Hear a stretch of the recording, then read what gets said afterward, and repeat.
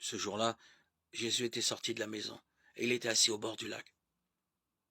Une foule immense se rassembla auprès de lui, si bien qu'il monta dans une barque où il s'assit. Toute la foule se tenait sur le rivage. Il leur dit beaucoup de choses en parabole. Voici que le semeur est sorti pour semer. Comme il semait, des grains sont tombés au bord du chemin, et les oiseaux sont venus tout manger. D'autres sont tombés sur le sol pierreux, où il n'avait pas beaucoup de terre. Ils ont levé aussitôt parce que la terre était peu profonde.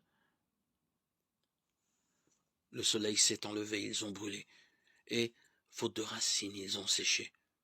D'autres grains sont tombés dans les ronces. Les ronces ont poussé et les ont étouffés. D'autres sont tombés sur la bonne terre, et ils ont donné du fruit à raison de 100, ou 60, ou 30 pour un. Celui qui a des oreilles qu'il entende.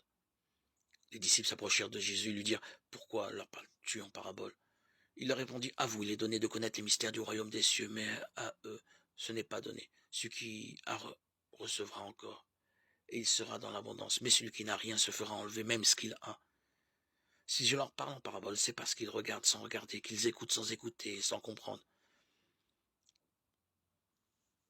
Ainsi s'accomplit pour eux la prophétie d'Isaïe. Vous aurez beau écouter, vous ne comprendrez pas. Vous aurez beau regarder, vous ne verrez pas. Le cœur de ce peuple s'est alourdi. Ils sont devenus durs d'oreille. Ils se sont bouchés les yeux pour que leurs yeux ne voient pas, que leurs oreilles n'entendent pas, que leur cœur ne comprenne pas, et qu'ils ne se convertissent pas, sinon je les aurais guéris.